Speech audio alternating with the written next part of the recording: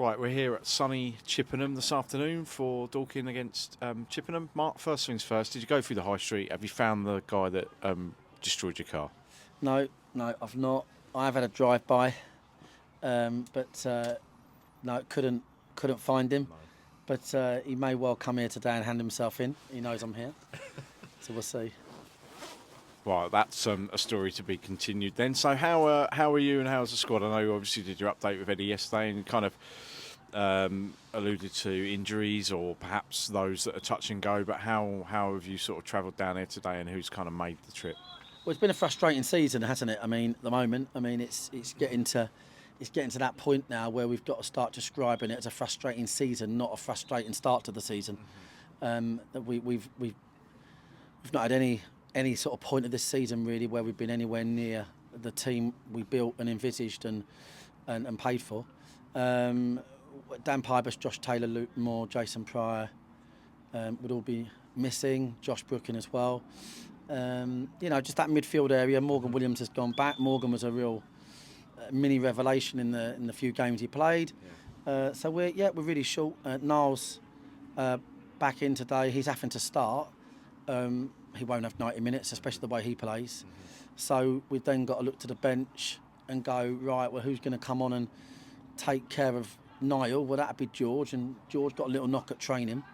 He was going to play today, but he got a little knock at training.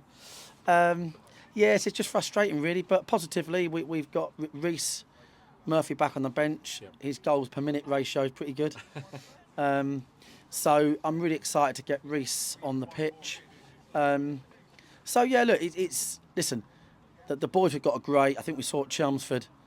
We felt a bit similar that day about the team we put out, but we've got a great squad. It's just a little bit sort of like frustrating that some of these boys are not back sooner.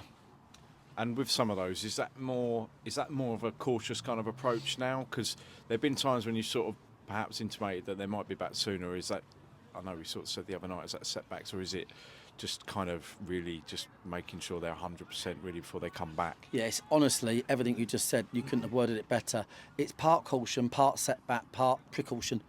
So yeah, that's where we are really. It's obviously it's all the central areas. I think, I'm not even bothered that Jason's not playing, even though, for me he's always in the top three names on the team sheet, just in terms of the leadership and the prowess on the pitch. But yeah, I'm not even bothered about that. To be fair, like it's just that midfield area we are really really short. But listen, I mean, clubs like Chippenham and many clubs in our league would give their right arm to put out the type of teams we do. So we're not going to bemoan that, but I'm sure the team we're putting out today put in a good performance. And in terms of looking ahead this afternoon, then how do you envisage this game going?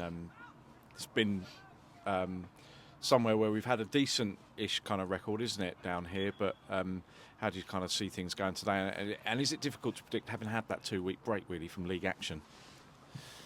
Yeah, it is a bit really. I think the break came at a good time for Chippenham because they were getting beat, but I think we've benefited from it as well. I think when you get the break, I think in general it's a little bit of a mini reset. I think it does. That's the one big benefit of getting knocked out of these competitions. I mean, other people we know like Dominic, Horsham and that they're playing 2 games a week until Feb. That is the sort of, it's very difficult to have a title campaign and be in these cups. These little breaks really help you. Yeah. I think look, our boys are super fit.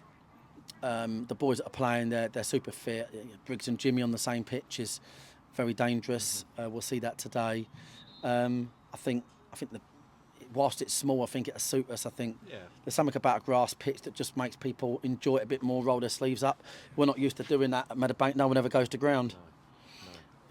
So yeah, I think I'm really positive, to be fair, and but Chippenham, they are that team that their sort of mantra is taking scalps. They are doing so well as a club to be in this division for as long as they've been in it. They do a great job. I mean, if I think about this club here, and then the size of so many clubs around our way that can never get out of step 3. And Chippenham have done a great job to get in this division, and I think that's what success looks like. And the only annoying thing here is that they allow this whistle on the other pitch, because that really drives me mad for the whole game, because it happened last time. But apart from that, they're great people. Gary's done a great job, and they're going to give us a good game, no doubt. Okay, well, as always, good luck this afternoon, Mark. If the gentleman does come forward, obviously point us in our direction. Yes, that's what we do, mate. And we'll catch you up after the game. Cheers, mate. Thanks, mate. Cheers, James.